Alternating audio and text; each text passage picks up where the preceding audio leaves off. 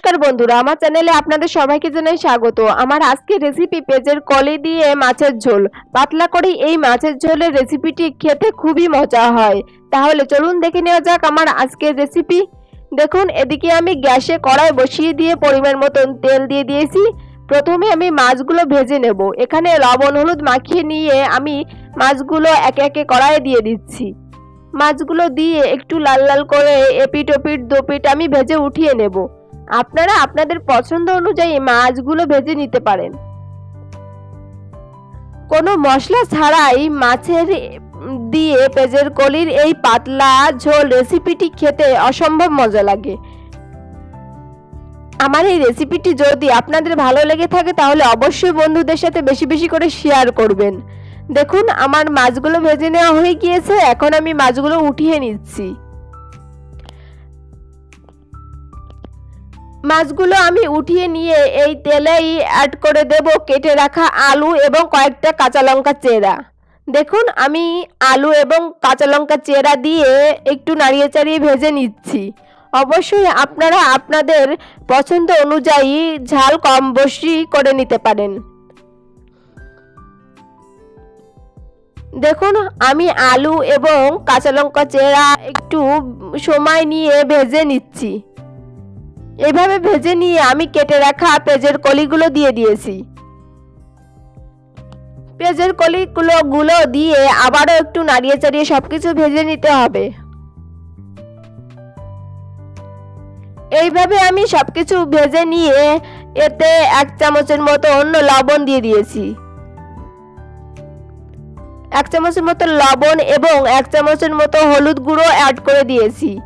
সবকিছু দিয়ে আবারও একটু নাড়িয়ে চাড়িয়ে ভেজে নিতে হবে। পেঁয়াজের কলিগুলো একটু সময় নিয়ে ভাজবেন।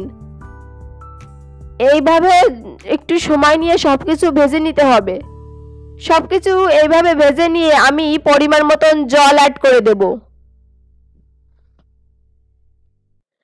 দেখুন, আমার ভেজে নেওয়া হয়ে গিয়েছে। এখন এতে আমি পরিমাণ মতন জল অ্যাড করে দিয়েছি।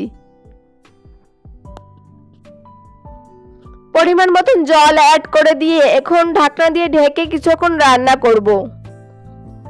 দেখুন, আমি ঢাকনা দিয়ে দিয়েছি। এইভাবে ঢাকনা দিয়ে আমি কিছুক্ষণ রান্না করে ঢাকনা খুলে নিয়েছি। এ পর্যায়ে আমি ভেজে রাখা মাছগুলো অ্যাড করে দেব।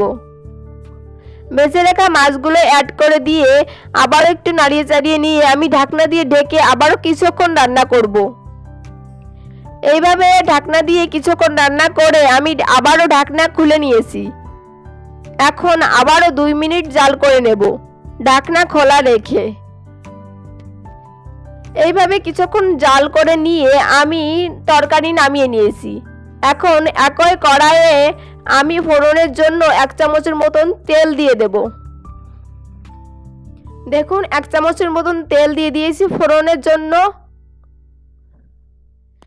অবশ্যই এই পেঁয়াজের কলির রেসিপিটিতে ফোড়নের জন্য রাঁধুনি ফোড়ন দেবেন। রাঁধুনি ফোড়ন দেওয়ার ফলে এই তরকারিটি খেতে অসম্ভব মজা হয়। গরম ভাতের সাথে জাস্ট জমে যায়। দেখুন, আমি রাঁধুনি ফোড়ন দিয়ে একটু নাড়িয়ে চাড়িয়ে নিয়ে আমি তরকারি অ্যাড করে দিয়েছি। তরকারি অ্যাড করে দিয়ে আবারও এভাবে কিছুক্ষণ রান্না করব।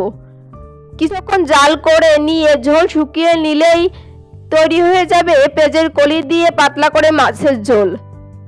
বন্ধুরা, আমার আজকের এই রেসিপি যদি ভালো লেগে থাকে তাহলে অবশ্যই বন্ধুদের সাথে বেশি বেশি করে শেয়ার করবেন। আর আপনি যদি আমার চ্যানেলে নতুন হয়ে থাকেন তাহলে চ্যানেলটিকে সাবস্ক্রাইব করে দেওয়ার অনুরোধ রইল।